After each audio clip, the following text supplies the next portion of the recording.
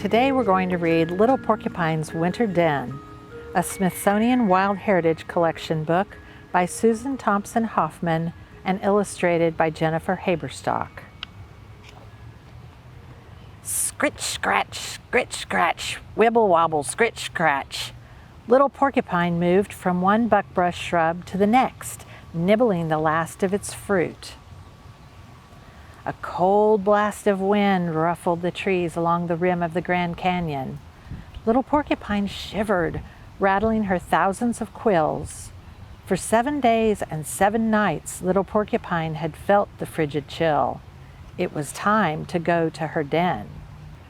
Little Porcupine's den was a dark, safe place tucked into the side of a rocky hill overlooking the canyon. She had found it when she first ranged beyond her mother's woods. Now it would protect her from fierce winds and icy temperatures. As Little Porcupine hurried along, coyotes howled in the distance, calling to one another in the night. She rounded the bend of the trail. There, above the path, she saw her den. It was a limestone cave that sparkled in the moonlight. As she started up the small rise toward the opening, a large male porcupine came out of the den. Little Porcupine quickly lowered her head and shoulders. Her quills bristled. The large male raised his quills too, and he barred the den's entrance.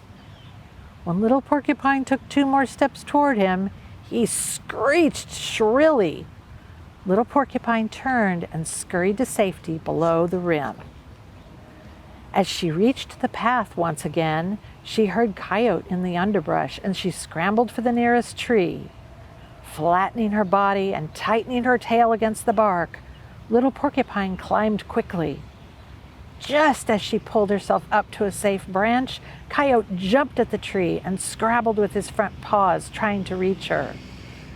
Little Porcupine raised her head and shrieked into the early dawn.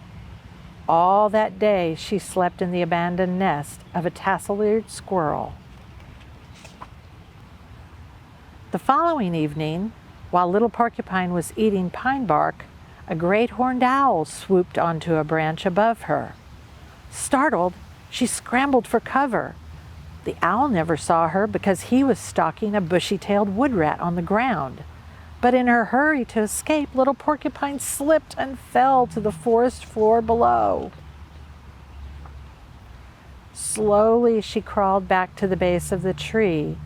She had hurt one of her hind legs in the fall, and now she found that she could not use it to climb. Dragging her sore leg, Little Porcupine started back toward her den once again. She needed shelter.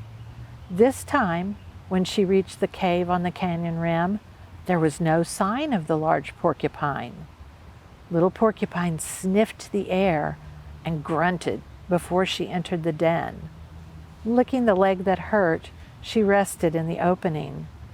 When she began to feel hungry again, she limped out for food.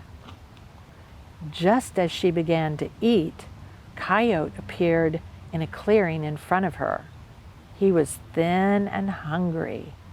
Quills rose around Little Porcupine's body. Coyote opened his mouth and lunged as she quickly turned to strike him with her tail.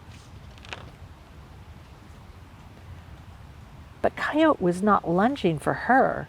He was after the large male porcupine that Little Porcupine had found in her den. He too had been feeding on the ground, but now he scrambled up the closest aspen tree. Coyote's teeth glistened as he snapped at the large porcupine just out of his reach.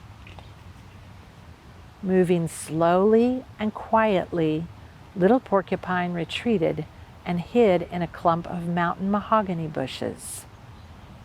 Heavy snow began to fall.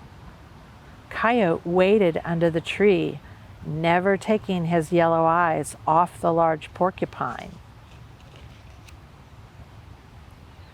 Suddenly, a branch that Little Porcupine was leaning against snapped. Coyote spun around and spotted her.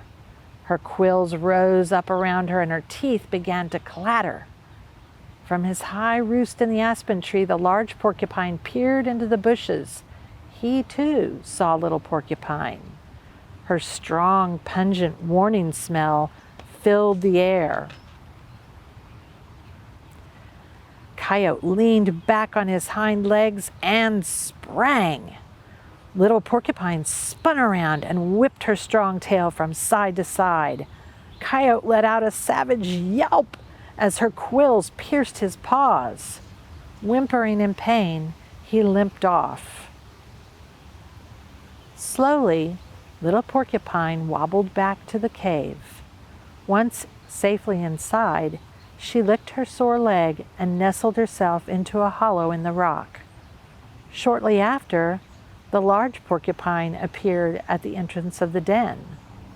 Little Porcupine did not bar the entrance. The large porcupine came in quickly and retreated to the back of the cave, where he too rested. A single shaft of moonlight pierced the den's opening. It came to rest on Little Porcupine's thousands of quills. Stiffening her back and tail, her quills rose about her. As she relaxed, they fell smoothly into place against her body. Then she closed her eyes and drifted off to sleep.